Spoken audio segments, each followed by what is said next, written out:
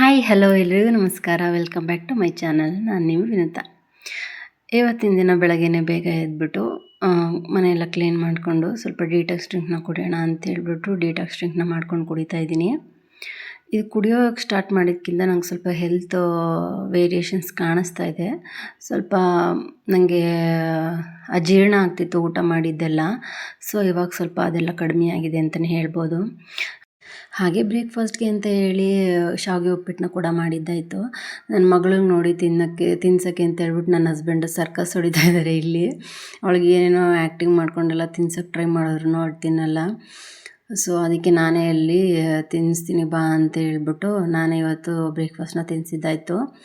So ಅವಳನ್ನೂ ಕೂಡ ಸ್ಕೂಲಿಗೆ ಬಿಟ್ಬಿಡೋಣ ಅಂತ ನಾನು ಹೊರಟೆ. ಹಾಗೆ ನನ್ನ ಹಸ್ಬೆಂಡ್ ಕೂಡ ಡ್ಯೂಟಿಗೆ ಹೊರಟರು. ಹಾಗೆ ಅಮ್ಮನೂ ಕೂಡ ಇವತ್ತು ಊರಿಗೆ ಹೋಗ್ತೀನಿ ಅಂತ ಹೇಳ್ಬಿಟ್ಟು ಅವರು ಕೂಡ ರೆಡಿಯಾಗಿದ್ದರು. ಸೊ ಹಬ್ಬ ಅಲ್ವಾ, ಸೊ ಅದಕ್ಕೆ 1 ವೀಕ್ ಮುಂಚೆನೇ ಹೋಗ್ತೀನಿ ಅಂತ ಹೇಳ್ಬಿಟ್ಟು ಅವರು ಕೂಡ ಊರಿಗೆ ಹೊರಟರು. ನನ್ನ ಹಸ್ಬೆಂಡ್ ಅಲ್ಲೇ ಟ್ರೈನ್ ಹತ್ಸ್ಬಿಟ್ಟು ಅವ್ರು ಅಲ್ಲೇ ಡ್ಯೂಟಿಗೆ ಹೋಗ್ತಾರೆ. ಅಲ್ಲೇ ಹತ್ರ ಅವರು ಡ್ಯೂಟಿ ಕೂಡ. ಸೊ ಅವರು ಕೂಡ ಹೊರಟರು. ಹಾಗೆ ನನ್ನ ಮಗಳನ್ನು ಕೂಡ ಇಲ್ಲಿ ಸ್ಕೂಲಿಗೆ ಬಿಟ್ಟು ಬರೋಣ ಅಂತ ಹೋಗ್ತಾಯಿದ್ದೀನಿ. ನಾನು ಒಂದು ಹತ್ರ ಇದ್ದರೆ ಇವಳು ಮುಂದೆ ಓಡ್ತಾ ಇರ್ತಾಳೆ ಸುಮ್ಮನೆ ಸ್ಕೂಲ್ಗೆ ಹೋಗೋಕ್ಕೆ. ನೋಡಿ ಎಷ್ಟು ಬೇಗ ಕಾಲು ಹಾಕ್ಕೊಂಡು ಹೋಗ್ತಾ ಇದ್ದಾಳೆ. ಅವಳಿಗೆ ಏನಂದರೆ ಫಸ್ಟ್ ಹೋಗ್ಬೇಕು ನಾನು ಸ್ಕೂಲ್ಗೆ ಅಂತ ಹೇಳ್ಬಿಟ್ಟು ಹೋಗ್ತಾಳೆ. ಸೊ ಅವಳನ್ನೂ ಕೂಡ ಸ್ಕೂಲಿಗೆ ಬಿಟ್ಟು ಬಂದಿದ್ದಾಯಿತು. ಹಾಗೆ ನಾನಿಲ್ಲಿ ಸ್ಕೂಲಿಗೆ ಬಿಟ್ಟು ಬಂದಮೇಲೆ ಸ್ನಾನ ಮಾಡಿಕೊಂಡು ಪೂಜೆನೂ ಕೂಡ ಮಾಡ್ಕೋತಾ ಇದ್ದೀನಿ. ಮಗಳು ಸ್ಕೂಲ್ಗೆ ಹೋದ್ಲು, ಹಾಗೆ ಹಸ್ಬೆಂಡ್ ಕೂಡ ಆಫೀಸ್ಗೆ ಹೋದ್ರಲ್ವ. ಸೊ ಅವರೆಲ್ಲ ಹೊರಟ ಮೇಲೆ ಮನೆಯೇ ಒಂಥರ ಸೈಲೆಂಟಾಗಿ ಇರ್ಬಿಡುತ್ತೆ. ನನ್ನ ಮಗಳು ಬರೋವರೆಗೂ ಮನೆ ಸೈಲೆಂಟಾಗಿ ಇರುತ್ತೆ. ಅವಳು ಬಂದರೆ ಸಾಕು ಸ್ಟಾರ್ಟ್, ಮನೆ ಫುಲ್ಲು ಗಲಾಟೆಯಿಂದ ಇದ್ಬಿಡುತ್ತೆ. ಸೊ ನಾನಿಲ್ಲಿ ಶಾವಿಗೆ ಉಪ್ಪಿಟ್ಟನ್ನ ಕೂಡ ಮಾಡಿದ್ನಲ್ಲ, ಶಾವಿಗೆನ ಕೂಡ ತೆಗೆದಿಟ್ಕೊಂಡು ಅದಕ್ಕೆ ಕಾಯಿಲ್ ಮಾಡ್ಕೊಂಡಿದ್ದೆ. ನಾನು ಈ ರೀತಿ ಶಾವಿಗೆ ಮಾಡಿದಾಗ ಯಾವಾಗಲೂ ಅಷ್ಟೇ ಸ್ವಲ್ಪ ಎತ್ತಿಟ್ಕೊಂಡು ಅದಕ್ಕೆ ಕಾಯಿಲ್ ಮಾಡ್ಕೊಂಡು ತಿಂತೀನಿ. ನನಗೊಂಥರ ಒತ್ತು ಶಾವಿಗೆ ತಿಂದಂಗೆ ಫೀಲ್ ಆಗುತ್ತೆ. ಸೊ ನಂಗೆ ಒತ್ತು ಶಾವಿಗೆ ಅಂದರೆ ಇಷ್ಟ. ಅದಕ್ಕೇ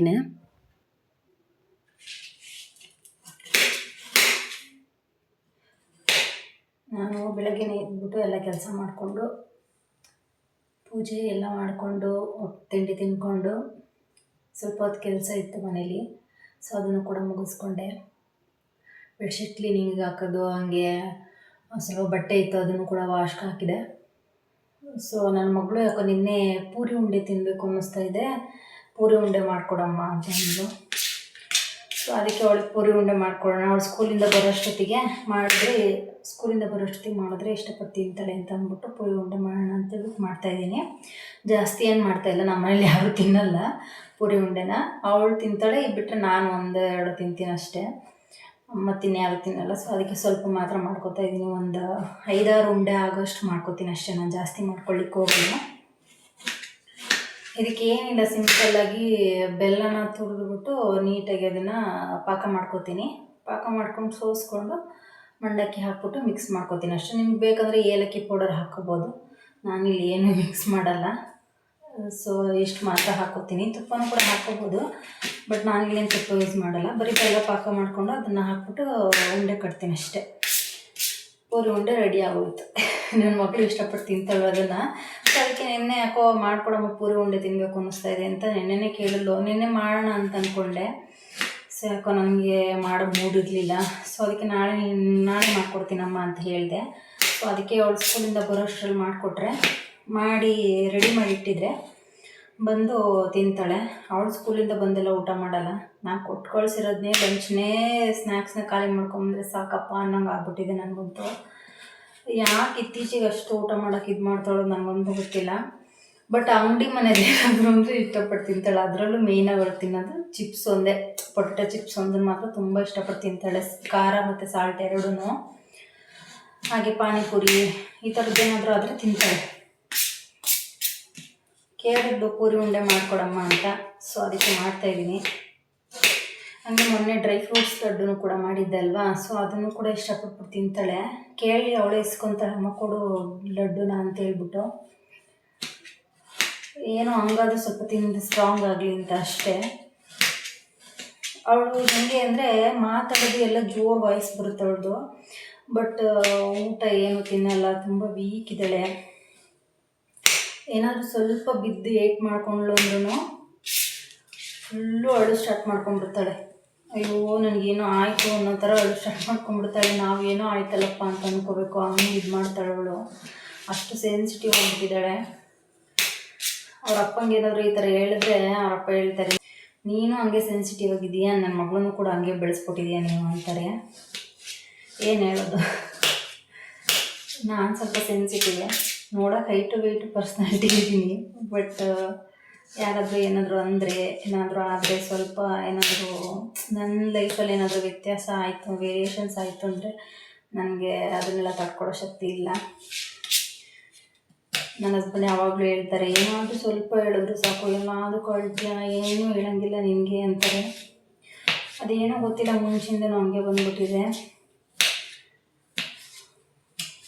ನಮ್ಮಪ್ಪ ಇದ್ದರು, ಅವರು ನನಗೇನೂ ಹೊಡಿತಿರ್ಲಿಲ್ಲ, ಏನಿಲ್ಲ, ಚೆನ್ನಾಗಿ ಸಾಕಿದ್ರು. ಅಂದರೆ ನಮ್ಮನ್ನು ಇಂಡಿಪೆಂಡೆಂಟಾಗಿ ಯಾರ ಹತ್ರನೂ ಏನು ಎಕ್ಸ್ಪೆಕ್ಟ್ ಮಾಡ್ದಲೇ ಬದುಕಬೇಕು, ಯಾರ ಹತ್ರನೂ ಏನು ಎಕ್ಸ್ಪೆಕ್ಟ್ ಮಾಡಬಾರ್ದು ಅನ್ನೋ ರೀತಿ ನಮ್ಮ ಅಪ್ಪ ಅಮ್ಮ ನಮ್ಮನ್ನು ಬೆಳೆಸಿದ್ದಾರೆ.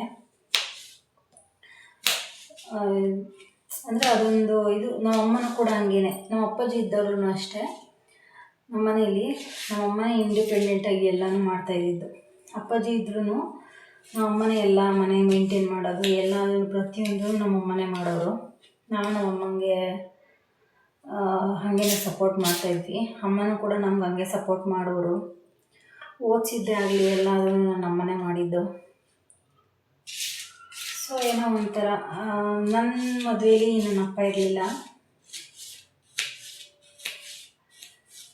ಅಕ್ಕನ ಮದುವೆಲಿದ್ದರು, ನನ್ನ ಮದುವೆ ಆಗೋಷ್ಟರಲ್ಲಿ ಆಲ್ರೆಡಿ ಎಕ್ಸ್ಪೈರ್ ಆಗಿಬಿಟ್ಟಿದ್ರು. ಸೊ ಅದೊಂದು ಬೇಜಾರು. ಸೊ ನನ್ನ ಮದುವೆನೂ ಕೂಡ ಅಷ್ಟೇ ಇದರಲ್ಲಿ ನಿಂತ್ಕೊಂಡು ಮಾಡಿದ್ರು ನನ್ನಮ್ಮ. ಬಟ್ ಏನಂದರೆ ಅವ್ರಿಗೆ ಏನೇ ಆದ್ರೂ ಲೈಫಲ್ಲಿ ಅಡ್ಜಸ್ಟ್ ಮಾಡ್ಕೊಂಡು ಹೋಗಬೇಕು, ಇಂಡಿಪೆಂಡೆಂಟಾಗಿರಬೇಕು, ನಮ್ಮ ಕಾಲ ಮೇಲೆ ನಾವು ನಿಂತ್ಕೋಬೇಕು, ಯಾರನ್ನೂ ಏನೂ ಯಾರ ಹತ್ರನೂ ಎಕ್ಸ್ಪೆಕ್ಟ್ ಮಾಡಬಾರ್ದು, ಈ ಥರ ಅವರು. ಬಟ್ ನನ್ನನ್ನಂತೂ ಮುಂಚೆಯಿಂದನೂ ಅಷ್ಟೇ ಅಮ್ಮ ಎಲ್ಲಿಗೂ ಕಳಿಸ್ತಾ ಇರಲಿಲ್ಲ. ಯಾರ ಹತ್ರನೂ ಯಾರೋ ಊರಿಗೂ ರಿಲೇಷನ್ಸ್ ಊರುಗಳಿಗೆ ಈ ಥರ ಎಲ್ಲ ಹೇಳ್ತಾರೆ ಗೊತ್ತಾ, ರಿಲೇಷನ್ಸ್ ಊರುಗಳಿಗೆ ಹೋಗ್ತೀವಿ ನಾವು, ಎಂಜಾಯ್ ಮಾಡಿದ್ವಿ ಅಲ್ಲಿ ಹಂಗೆ ಹಿಂಗೆ ಅಂತ. ನಮ್ಗೆ ಆ ಥರದ್ದೆಲ್ಲ ಎಕ್ಸ್ಪೀರಿಯೆನ್ಸೇ ಇಲ್ಲ. ನಮ್ಮಮ್ಮ ನನ್ನ ಎಲ್ಲೂ ಕಳಿಸ್ತಾನೆ ಇರಲಿಲ್ಲ. ಅಕ್ಕ ಆದರೂ ಸ್ವಲ್ಪ ಹಿಂಗೆ ಅಜ್ಜಿ ಜೊತೆ ಎಲ್ಲ ಹೋಗೋಳು, ನನ್ನನ್ನಂತೂ ಅಮ್ಮ ಎಲ್ಲೂ ಕಳಿಸ್ತಿರ್ಲಿಲ್ಲ. ನನಗಂತೂ ಅದೇ ಇದಾಗ್ಬಿಟ್ಟಿದೆ. ಈಗಲೂ ಅಷ್ಟೇ, ನಾನು ಎಲ್ಲಿಗಾದ್ರೂ ಹೋಗ್ಬೇಕಾದ್ರೂ ನಾನು ಒಬ್ಬಳೇ ಎಲ್ಲೂ ಹೋಗಲ್ಲ, ನನ್ನ ಹಸ್ಬೆಂಡ್ ಕರ್ಕೊಂಡೋದ್ರೆ ಹೋಗ್ತೀನಿ ಅಷ್ಟೇ. ಆವಾಗ ಅಮ್ಮಂಗೆ ತುಂಬ ಅಡಿಕ್ಟ್ ಆಗಿಬಿಟ್ಟಿದ್ದೆ, ಎಲ್ಲೂ ಹೋಗ್ತಾ ಇರಲಿಲ್ಲ. ನಾನೇನಾದರೂ ಮದುವೆ ಆದರೆ ಹೆಂಗಪ್ಪ ನಮ್ಮ ಅಮ್ಮನ ಬಿಟ್ಟಿರೋದು ಅಂತ ಅನ್ಕೋತಾ ಇದ್ದೆ. ಬಟ್ ಮದುವೆ ಆದಮೇಲೆ ಅಡ್ಜಸ್ಟ್ ಆಗಿಬಿಡುತ್ತೆ ಅದು. ಆವಾಗ ಅದು ಹೆಣ್ಮಕ್ಳ ಲೈಫೇ ಒಂದು ಹಂಗೇ. ನಾನು ಅಂದ್ಕೊಂಡಿದ್ದೇನೆಂದರೆ ನಮ್ಮೂರಲ್ಲೇ ಇರಬೇಕು ಅಂತ ನನಗೆ ತುಂಬ ಆಸೆ. ಗಂಡು ಮಗು ಆಗಿದ್ದಿದ್ರೆ ನಮ್ಮೂರಲ್ಲೇ ಇರ್ಬೋದಿತ್ತಲ್ವ ಅಂತ ಒಂದೊಂದು ಸಲ ಅನಿಸುತ್ತೆ. ಬಟ್ ಏನೂ ಮಾಡೋಕ್ಕಾಗಲ್ಲ, ಹೆಣ್ಮಕ್ಳು ಅಷ್ಟೇ. ಮದುವೆ ಆದ ತಕ್ಷಣ ಗಂಡನ ಮನೆ ಅಂತ ಅವ್ರಿಗೆ ಜವಾಬ್ದಾರಿ ಬಂದುಬಿಡುತ್ತೆ. ಇವಾಗ ನಮ್ಮ ಅಮ್ಮನ ನಾನು ಅವಾಗ ಹೆಂಗೆ ಹಚ್ಕೊಂಡಿದ್ದೆ, ಇವಾಗ ನಾನು ನನ್ನ ಹಸ್ಬೆಂಡ್ನಂಗೆ ಹಚ್ಕೊಂಡ್ಬಿಟ್ಟಿದ್ದೀನಿ. ಇವಾಗ ನನ್ನ ಹಸ್ಬೆಂಡು ಅಷ್ಟೇ, ಎಲ್ಲಿ ಕಳ್ಸೋಕ್ಕೂ ಹೇಳ್ತಾರೆ, ಎಲ್ಲಿಗೂ ಹೋಗೋದು ಬೇಡ, ಎಲ್ಲಾದರೂ ಹೋದರೆ ನನ್ನ ಜೊತೆನೇ ಕರ್ಕೊಂಡು ಹೋಗ್ತೀನಿ, ಒಬ್ಬಳನ್ನ ಮಾತ್ರ ನಾನು ಎಲ್ಲೂ ಕಳಿಸಲ್ಲ ಅಂತಾರೆ. ಅವರು ಹಂಗೆ ಆಗ್ಬಿಟ್ಟಿದ್ದಾರೆ. ನಾವು ಅಮ್ಮನ ಥರನೇ ಪ್ರೊಟೆಕ್ಟ್ ಮಾಡ್ತಾರೆ, ತುಂಬ ಪ್ರೊಟೆಕ್ಟ್ ಮಾಡ್ತಾರೆ. ಯಾರ ಜೊತೆ ಹಿಂಗಿರಬೇಕು ಏನು ಎಲ್ಲ ನನಗೆ ಹೇಳ್ಕೊಡ್ತಾರೆ ನನ್ನ ಹಸ್ಬೆಂಡು. ನಾನು ತುಂಬ ಬ್ಲೆಸ್ಡ್ ಅನಿಸುತ್ತೆ ಈ ವಿಚಾರದಲ್ಲಿ. ನನ್ನ ಹಸ್ಬೆಂಡು ಅಷ್ಟೇ, ಏನೇ ಒಂದು ಪ್ರತಿಯೊಂದು ವಿಚಾರದಲ್ಲೂ ಸಿಟ್ಟು ಕೋಪ ಇಬ್ಬರಿಗೂ ಬರುತ್ತೆ. ಇಬ್ಬರೂ ಅಷ್ಟೇ ಸಿಟ್ಟಲ್ಲಿ ಕೋಪದಲ್ಲಿ ಮಾತಾಡ್ತೀವಿ. ಬಟ್ ಆದ್ರೂ ನಾನು ಸ್ವಲ್ಪ ಅಳ್ತೀನಲ್ವಾ, ಸೊ ಅದಕ್ಕೆ ಅವ್ರು ಸ್ವಲ್ಪ ಕಂಟ್ರೋಲ್ ಮಾಡ್ಕೋತಾರೆ ಬೈಯೋದನ್ನೆಲ್ಲ. ಅದೇನೋ ಗೊತ್ತಿಲ್ಲ, ನನಗೆ ಫುಲ್ ಸೆನ್ಸಿಟಿವ್. ನಾನು ಸುಮ್ಮನೆ ಏನಾದರೂ ಸ್ವಲ್ಪ ಅಂದರೆ ಸ್ವಲ್ಪ ಕಣ್ಣಲ್ಲಿ ನೀರು ತುಂಬ್ಕೊಂಡ್ಬಿಡ್ತೀನಿ. ಸಿಟ್ಟು ಇಬ್ಬರಲ್ಲೂ ಬರುತ್ತೆ. ಬಟ್ ಆಮೇಲೆ ಅವರು ಆದರೂ ಅದು ಏನು ಹೆಂಗೆ ಏನಾಯಿತು ಅಂತೇಳ್ಬಿಟ್ಟು ನನಗೆ ಎಕ್ಸ್ಪ್ಲೇನ್ ಮಾಡಿ ಹೇಳ್ತಾರೆ. ನನಗೆ ಒಂದು ಏನಂದರೆ, ನನ್ನ ಹಸ್ಬೆಂಡು ನಮ್ಮ ಅಮ್ಮ ಬೆಳೆಸಿರೋದು ಹಂಗೆ ಅಲ್ವಾ, ನಮ್ಮನ್ನು ಸ್ವಾಭಿಮಾನಿಯಿಂದ ಇರಬೇಕು, ಯಾರದಿಂದ ಏನು ಎಕ್ಸ್ಪೆಕ್ಟ್ ಮಾಡಬಾರ್ದು ಅಂತ ಅನ್ನೋ ರೀತಿ ನಮ್ಮಮ್ಮ ಬೆಳೆಸಿರೋದು. ಸೊ ಹಂಗಾಗಿ ನಾನು ಏನಂದರೆ, ನನ್ನ ಹಸ್ಬೆಂಡ್ಗೂ ಅಷ್ಟೇ, ನಾನು ಅವ್ರಿಗೂ ಹೇಳೋದು ಇಷ್ಟೆ, ಯಾರಿಂದನೂ ಏನು ಎಕ್ಸ್ಪೆಕ್ಟ್ ಮಾಡಬೇಡ. ಎಷ್ಟಿದೆಯೋ ಅಷ್ಟರಲ್ಲೇ ನಮ್ಮ ಲೈಫ್ನ ಲೀಡ್ ಮಾಡ್ಕೊಂಡು ಹೋಗೋಣ. ನಮ್ಗೆ ಅದೇ ಬೇಕು ಇದೇ ಬೇಕು ಅಂತ ನಾವು ಯಾವತ್ತೂ ಕೇಳೋಕ್ಕೆ ಹೋಗಿಲ್ಲ ಅವ್ರನ್ನ. ಅವ್ರು ಕೊಟ್ಟಿದ್ರಲ್ಲಿ ನಾನು ಸ್ವಲ್ಪ ಸೇವಿಂಗ್ಸ್ ಹಂಗೆ ಹಿಂಗೆ ಮಾಡ್ಕೋತೀವಿ ಬಿಟ್ಟರೆ, ನನ್ನ ಹಸ್ಬೆಂಡ್ಗೆ ಇನ್ನೊಬ್ಬರು ನನ್ನ ಡಿಪೆಂಡ್ ಆಗಿದ್ದಾನೆ ಅಂತ ಅಂದ್ಕೊಂಡು ಇರೋದು ನನಗೆ ಇಷ್ಟ ಇಲ್ಲ.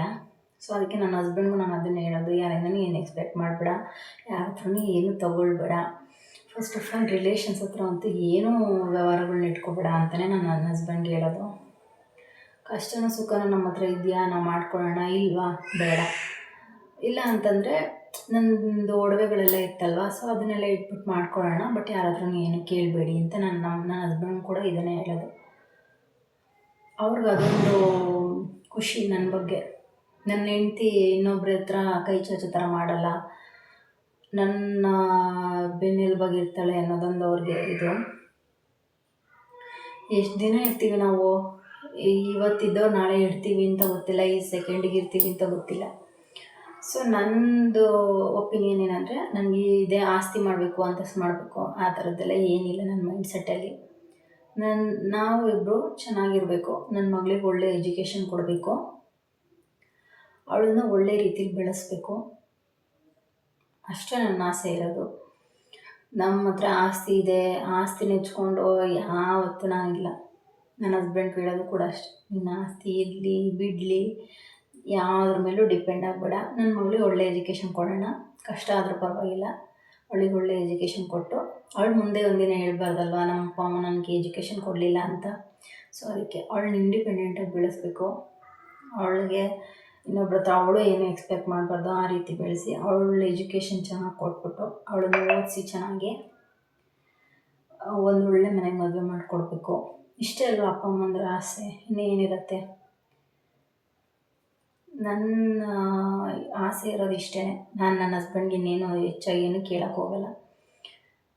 ನಾವು ಎಷ್ಟಿದೆಯೋ ಅಷ್ಟರಲ್ಲೇ ಹಾಸಿಗೆ ಇದ್ದಷ್ಟು ಕಾಲು ಚಾಚಿ ಅಂತ ಗಾದೆ ಹೇಳ್ತಾರೆ ಗೊತ್ತಾ, ಆ ಥರ ನಾನು. ಬಟ್ ನನ್ನ ಮಗಳನ್ನು ಕೂಡ ನಾನು ತುಂಬ ಸ್ಟ್ರಾಂಗಾಗಿ ಬೆಳೆಸಬೇಕು ಅಂತಲೇ ಅಂದ್ಕೊಂಡಿದ್ದೀನಿ.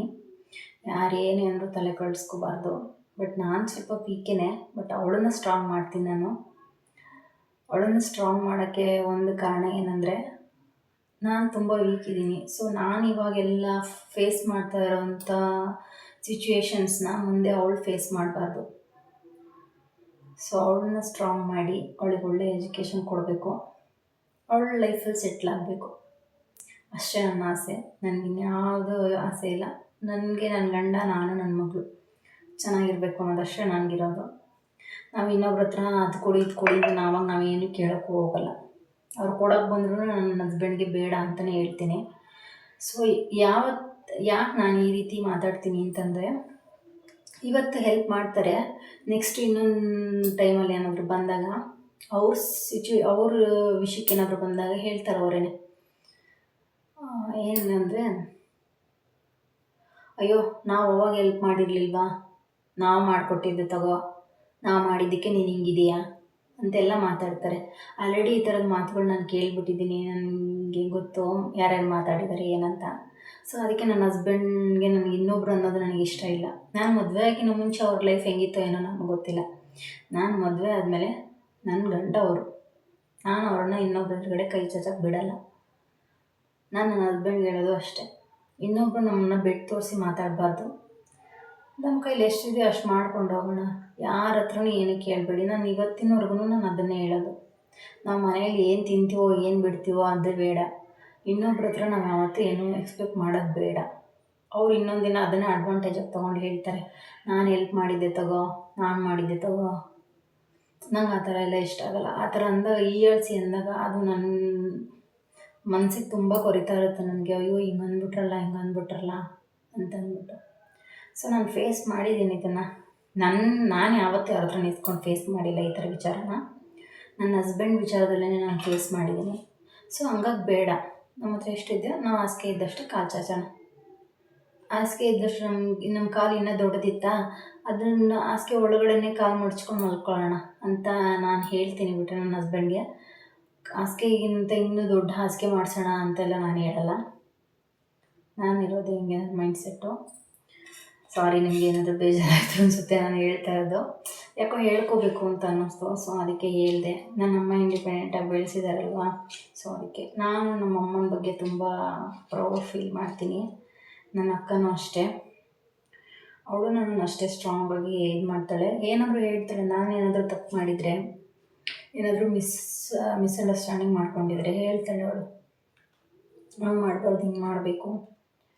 ಇನ್ನೊಂದು ವಿಚಾರ ಏನಂದರೆ, ಅಮ್ಮ ನಮ್ಮನ್ನ SSLCನೇ ಬಿಡ್ಸೋಕ್ಕೆ ಅಂತ ಓಡಾಡಿದರು, ಬೇಡ ಓದೋದು ಅಂತ. ಆಮೇಲೆ ನಮ್ಮ ಅಕ್ಕ ಹೇಳಿದ್ಲು, ಅವಳು PUC ಆಗಿದೆ, ಅವಳು ಡಿಗ್ರಿಗೆ ಹೋಗ್ಬೇಕಾಗಿತ್ತು, ಅಷ್ಟರಲ್ಲಿ ಬೇಡ ಅಂತ ಅಂದ್ಬಿಟ್ಟು ಮದುವೆ ಮಾಡಿದ್ರು ಅವಳನ್ನು. ಸೊ ಅದಕ್ಕೆ ಅವಳು, ನಾನಂತೂ ಓದಲಿಲ್ಲ, ಇವಳಾದರೂ ಓದಲಿ ಅಂತ ಅಂದ್ಬಿಟ್ಟು ನನಗೆ ಓದಿಸು ಅಂತ ಹೇಳ್ಬಿಟ್ಟು ನಮ್ಮ ಅಮ್ಮಂಗೆ ಹೇಳ್ಬಿಟ್ಟು ನಾನು ಓದಿಸಿದ್ಲು. ಸೊ ನಮ್ಮ ಅಕ್ಕನಿಂದ ನಾನು BCom ಕಂಪ್ಲೀಟ್ ಆಗೋಕ್ಕೆ ಕಾರಣ ಆಗಿದ್ದು. ಅವಳು ಅಷ್ಟೇ ನನ್ನ ಸೆಕೆಂಡ್ ಮದರ್ ಅಂತಲೇ ಹೇಳ್ಬೋದು ಅವಳಿಗೆ. ಇನ್ನೊಂದೇನೆಂದರೆ, ನಾನು ಜಾಸ್ತಿ ಯಾರ ಹತ್ರನೂ ಏನೂ ಅಷ್ಟು ಶೇರ್ ಮಾಡ್ಕೊಳ್ಳಿಕ್ಕೆ ಹೋಗಲ್ಲ, ಮಾತಾಡ್ಲಿಕ್ಕೆ ಹೋಗಲ್ಲ. ನನ್ನ ಅಕ್ಕನ ಹತ್ರನೂ ಅಷ್ಟೇ, ನಾನು ಎಷ್ಟು ಮಾತಾಡ್ತೀನಿ ಅಷ್ಟೇ ಮಾತಾಡೋದು. ಅವಳು ಚೆನ್ನಾಗಿ ಮಾತಾಡ್ತಾಳೆ, ಎಲ್ಲರ ಹತ್ರನೂ ಚೆನ್ನಾಗಿ ಮಾತಾಡ್ತಾಳೆ. ನನಗೆ ಅವಳು ಒಂಥರ ನನ್ನ ಎರಡನೇ ಅಮ್ಮನ ಥರ.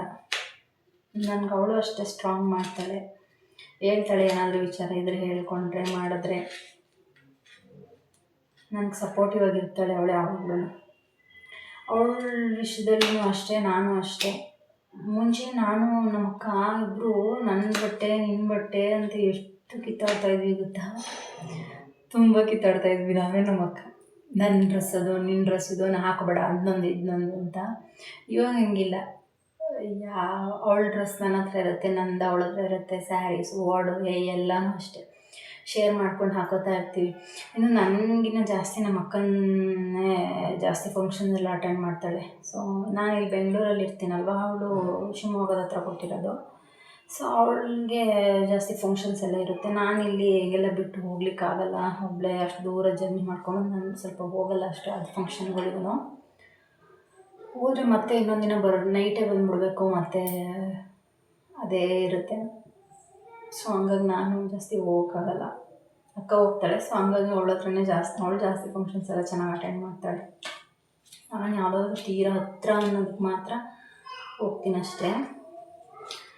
ಹೋಗ್ಬೇಕು ಅಂತ ಅಂದ್ಕೊಂಡಿರೋ ನನ್ನ ಸಿಚುವೇಷನಲ್ಲಿ ಆಗಲ್ಲ. ಒಂದು ಸಲ ನನ್ನ ಹಸ್ಬೆಂಡ್ಗೆ ರಜೆ ಇರಲ್ಲ, ನಾನು ಒಬ್ಬಳನ್ನೇ ಅಂತ ಅವ್ರು ಕಳಿಸಲ್ಲ. ಸೊ ಹಂಗಾಗಿ ನಾನು ಸ್ವಲ್ಪ ಹೋಗೋಕೆ ಇದು ಮಾಡ್ತೀನಿ. ಇವಾಗ ನಾನು ನಮ್ಮ ಅಕ್ಕ ಹಿಂಗಿದ್ದೀವಿ ಅಂದರೆ, ಮುಂಚೆ ಎಷ್ಟೇ ಕಿತ್ತಾಡ್ತಿದ್ವಿ. ನಮ್ಮ ಅಮ್ಮ ಹೇಳೋರು, ಏನು ಹಿಂಗೆ ಕಿತ್ತಾಡ್ತೀರ ನೀವು, ಮದುವೆ ಆದಮೇಲೆ ಹೆಂಗಮ್ಮ ನಿಮ್ಮದು ಅಂತ. ಇವಾಗ ನಮ್ಮ ಅಮ್ಮನೇ ಹೇಳ್ತಾರೆ, ಅವ್ರಿಗಿನ್ನ ಅವ್ರು ಅವಾಗ ಹೇಳ್ತಿದ್ದಕ್ಕಿಂತ ಇವಾಗ ಅವ್ರು ಹೇಳ್ತಾರೆ, ಎಷ್ಟು ಚೇಂಜ್ ಆಗಿದ್ದಾರೆ ಅವರಿಬ್ಬರು, ಎಷ್ಟು ಅಂಡರ್ಸ್ಟ್ಯಾಂಡಿಂಗಲ್ಲಿ ಇರ್ತಾರೆ ಅಂತ ಅಂದ್ಬಿಟ್ಟು ನಮ್ಮಮ್ಮ ಖುಷಿ ಪಡ್ತಾರೆ. ಸೊ ನಮ್ಮಮ್ಮ ನಮ್ಮನ್ನು ಹಿಂಗೆ ಬೆಳೆಸಿರೋದು. ಜಾಸ್ತಿ ಏನಾದರೂ ಹೇಳಿದ್ದೀನಿ ಬೇಜಾರಾಯಿತು ಅಂತಂದರೆ ದಯವಿಟ್ಟು ಕ್ಷಮಿಸಿ. ನಾನು ಯೂಟ್ಯೂಬ್ನ ಯಾರೋ ಹೇಳ್ತಾರೆ, ಯಾರೋ ಇದು ಮಾಡ್ತಾರೆ ಅಂತ ಅಂದ್ಬಿಟ್ಟು ಮಾಡ್ತಾಯಿಲ್ಲ. ನನ್ನ ಖುಷಿಗೋಸ್ಕರ ನಾನು ಯೂಟ್ಯೂಬ್ನ ಮಾಡ್ತಾಯಿದ್ದೀನಿ. ಯಾಕೆ ಅಂದರೆ, ನಾನು ಇಷ್ಟು ದಿನ ನಾನು ಒಬ್ಬಳೇ ಇದ್ದರೆ ಸ್ವಲ್ಪ ಮೂಡಿಯಾಗಿದ್ಬಿಡ್ತೀನಿ. ಸುಮ್ಮನೆ ಮೊಬೈಲ್ ನೋಡೋದು ಇಲ್ಲ TV ನೋಡೋದು ಆ ಥರ ಇದ್ಬಿಡ್ತೀನಿ. ನಾನು ಸ್ವಲ್ಪ ಮೂಡಿ, ಅದನ್ನೇ ತಲೆಯಲ್ಲಿ ಇಟ್ಕೊಂಡು ಯೋಚನೆ ಮಾಡ್ಕೊಂಡು ಕೂತಿರ್ತೀನಿ. ಸೊ ಅದಕ್ಕೆ ನನಗೆ ಸ್ವಲ್ಪ ಮುಂಚೆ ನಾನು ವರ್ಕ್ ಮಾಡ್ತಾಯಿದ್ದೆ, ಸೊ ಇವಾಗ ವರ್ಕ್ ಮಾಡ್ತಾಯಿಲ್ಲ, ಮನೇಲೇ ಇದ್ದೀನಿ. ಸೊ ಅದಕ್ಕೋಸ್ಕರ ನಾನು ಏನಾದರೂ ಚೇಂಜಸ್ ಇರಲಿ, ಹಿಂಗೆ ಇದ್ದರೆ ಬರೀ ಅದಕ್ಕೆ ಅಡಿಕ್ಟ್ ಆಗಿಬಿಡ್ತೀನಿ ಅಂತ ಹೇಳ್ಬಿಟ್ಟು, ಬೇಡ ಏನಾದರೂ ಮಾಡೋಣ ಅಂತೇಳ್ಬಿಟ್ಟು ಯೋಚನೆ ಮಾಡ್ತಾಯಿದ್ದೆ. ಆವಾಗ ಯೂಟ್ಯೂಬ್ ಮಾಡೋಣ ಅಂತೇಳ್ಬಿಟ್ಟು ಮಾಡಿಕೊಂಡೆ. ಆವಾಗ ನನ್ನ ಹಸ್ಬೆಂಡ್ನು ಕೇಳಿದೆ, ಹಿಂಗೆ ಮಾಡೋಣ ಅಂತ ಅಂದ್ಕೊಂಡಿದ್ದೀನಿ, ಏನು ಮಾಡೋದಂತ. ಅವರು ಓಕೆ, ನಿನಗೆ ಖುಷಿ ಅನಿಸಿದ್ರೆ ಮಾಡು, ಅದ್ರಲ್ಲಿ ನಂದೇನು ಪ್ರಾಬ್ಲಮ್ ಇಲ್ಲ ಅಂತಂದರು. ಸೊ ಅದಕ್ಕೋಸ್ಕರ ಯೂಟ್ಯೂಬ್ ಚಾನಲ್ ಓಪನ್ ಮಾಡಿದ್ದು.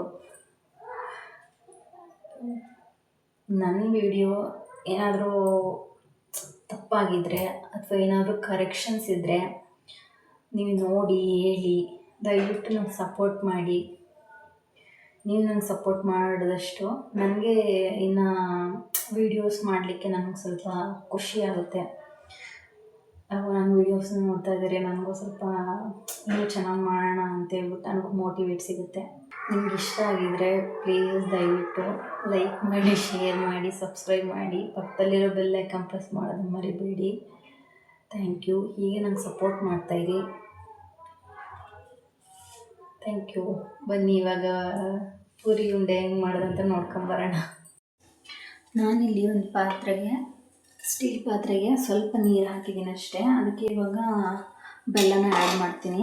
ಪಾಕ ಮಾಡ್ಕೋಬೇಕು. ನಾರ್ಮಲಾಗಿ ನೀವೆಲ್ಲ ಉಂಡೆಗಳಿಗೆ ಹೇಗೆ ಪಾಕ ಮಾಡ್ಕೊತೀರೋ ಸೇಮ್ ಅದೇ ಥರ ಪಾಕ ಮಾಡ್ಕೋಬೇಕು. ನಿಮ್ಗೆ ಎಷ್ಟು ಬೇಕೋ ಅಷ್ಟು ನೋಡ್ಕೊಂಡು ಬೆಲ್ಲನ ಆ್ಯಡ್ ಮಾಡ್ಕೊಳ್ಳಿ. ನೋಡಿ, ಈ ರೀತಿ ಪಾಕ ಕುದಿಬೇಕು. ಕುದಿಲಿಕ್ಕೆ ಸ್ಟಾರ್ಟ್ ಆಗಬೇಕು. ಸೊ ಇಷ್ಟು ನಾವು ಪಾಕ ಮಾಡಿಕೊಂಡ್ರೆ ಸಾಕು. ಜಾಸ್ತಿ ಪಾಕ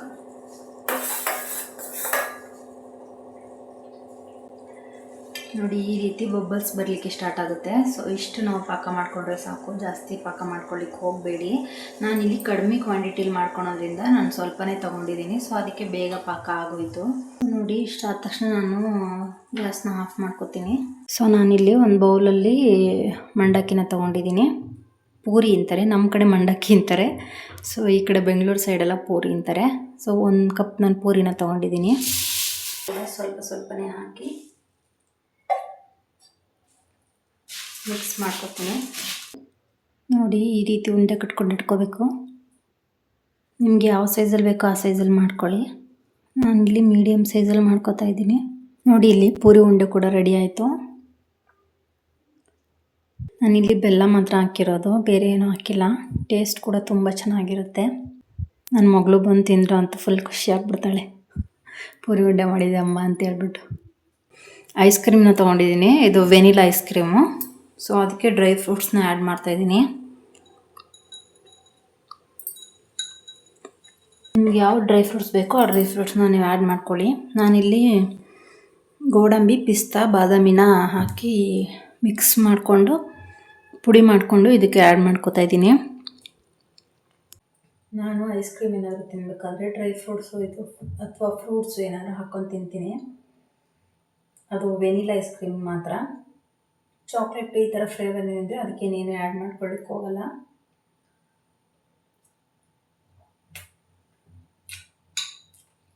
ಸಕ್ಕತ್ತಾಗಿದೆ. ನಿಂಪು ಪೂರಿ ಉಂಡೆ ಹೆಂಗೈತೆ? ಚೆನ್ನಾಯ್ತಾ? ನಿನ್ನೆ ಹೇಳಿದ್ದಲ್ಲ ಅದಕ್ಕೆ ಮಾಡಿದ್ದು. ಚೆನ್ನಾಯ್ತಾ? ಟೇಸ್ಟ್ ಚೆನ್ನಾಯ್ತಾ? ನನಗೆ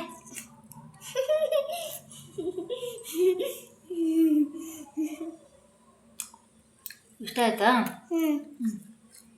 ಮುಗಿಸ್ಬೇಕದು ಅಷ್ಟನ್ನು. ಅಲ್ಲಿ ನೋಡಿ, ಇದು ಉದ್ರಕ್ಕೆ ಬಂದಿದೆ, ಲೂಸ್ ಆಗಿದೆ. ಅಲ್ಲಿ ಹಿಂಗೆ ಕಾಣಿಸ್ತಾ ಇದೆ. ಇನ್ನು ಅಲ್ಲಿ ಉದ್ರಿದ್ರೆ ಹೆಂಗೆ ಕಾಣಿಸ್ತಾಳೋ ಗೊತ್ತಿಲ್ಲ. ಅದನ್ನು ಲೂಸ್ ಆಗಿಬಿಟ್ಟಿದೆ ನೋಡಿ. ಅಲ್ಲಿ ಸಡ್ಲಾಗಿ ಸ್ವಲ್ಪ ಜಾಗ ಬಿಟ್ಕೊಂಡಿದೆ ಅಲ್ಲಲ್ಲಿ. ಏನು ಹೇಳ್ಕೊಟ್ರು ಕಂದ ಇವತ್ತು ಸ್ಕೂಲಲ್ಲಿ?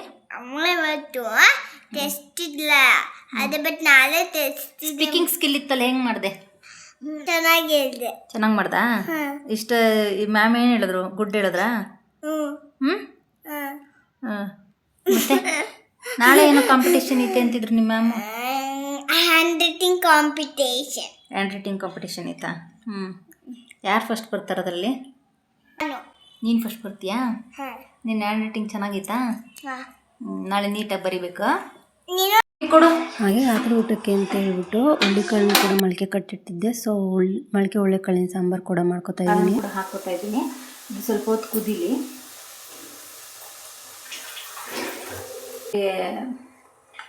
ಟೊಮೆಟೊ, ಈರುಳ್ಳಿನೂ ಕೂಡ ಬೇಯಿಸ್ಕೊಂಡಿದ್ದು, ಸೊ ಅದನ್ನು ಕೂಡ ಹಾಕೋತಾ ಇದ್ದೀನಿ.